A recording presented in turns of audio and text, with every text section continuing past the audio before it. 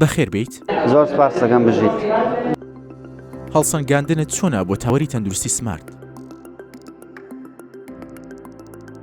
تاوەری تەندروستی سمارت بەڕاستی لە ڕووی تەندروستیەوە خزمەتێکی زۆر باشی بە شاری سلێمانی و هەروەها هەرێمی کوردستان و تەنانەت عێراقیش کردووە لە ڕووی پزیشکیەوە خزمەتگوزاریەکی زۆر باش لە ئاستێکی زۆر باش تا لە ئاستێکی زۆر ڕێکوپێک پێشکەش بە هاوڵاتیانی هەم هەرێمی کوردستان هەم عێراق کردووە.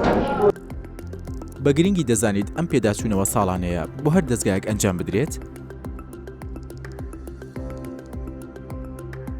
طبیعی زۆر گرنگە پێداچوونەوەیە طبیعی ئەمە دووەمین پێداچوونەوەیە کە ئێمە بەشداریمان کردووە وەکو پزیشکانی تاوەری تەندروستی سمارت و بەتایبەتی وەکو نەشتەرگەری بەشی نەشتەرگەری هەرسوجگەر طبیعی لەم پێداچوونەوەدا هەموو ساڵێک دەست ئەخرێتە سەر ئەخرێتە سەر خاڵە لاوازەکان بە ئومێدیەوە ئینشاءالله لە ساڵی داهاتوودا ئەو لاوازیانە کەوتر بکرێن و نەهێنڕێن و تا بتوانێت خزمەتێکی زیاتر بە هاوڵاتیان پێشکەش بکرێت. بۆ دروستکردنی هاریکاری لە نێوان نەخۆشخانە حکومی و تایبەتیەکان پێشنیاری چی دەکەیت؟ طبعا ئەم پەیوەندیە لە ڕووی لە ڕێگەی ئیدارەی تاوەری تەندروستی سمارت و بەڕێوەبەرایەتی تەندروستی سلێمانیەوە دەبێت و زۆر گرنگیشە کە هاوکاری و هەماهەنگی لە نێوان کەرتی تایبەت و گشتیدا هەبێت بۆ بۆی زیاتر بە شێوەیەکی ڕێکوپێکتر و بە شێوەیەکی باشتر خزمەت بگەێنرێتە هاوڵاتی و چارەخوازی خۆشەویست لە ڕووی تەندروستیەوە. تا چەند گرنگە پشتگیری و ئاسانکاری بۆ نەخۆشخانە تایبەتیەکان بکرێت؟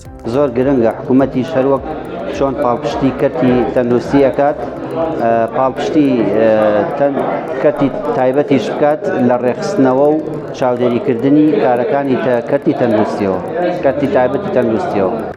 پێشکەوتنە پزیشکی و زانستی و تەکنۆلۆژیەکانی تاوەری تەندروستی سمارت چۆن هەڵدەسەنگێنیت؟ دەستێکی زۆر باشدا الحەمدوللا لە تاوەری تەندروستی سمارت ئێستا توانین زۆربەی هەر زۆری نەشتەرگەریەکان بکرێن بەدەر لە هەندێک نەشتەرگەری ورد کە ئەوە ڕێوکاری تایبەتی ئیداری ئەوێ مەسەلەن وەکو نەشتەرگەری چاندنی بورچیلە کەەوە کارێکی زیاتی ئەوێ کە حکوومەت ڕێکی بخاتەوە نا سواز بەخوا زۆربەی هەر زۆری نەشتەرگەریەکان بە کوالیتیەکی زۆر باش بە جۆریەتێکی زۆر باش لە تاوەری تەندروستی سمارت ئەنجام دەدرێت لە هەموو بەشەکانیش.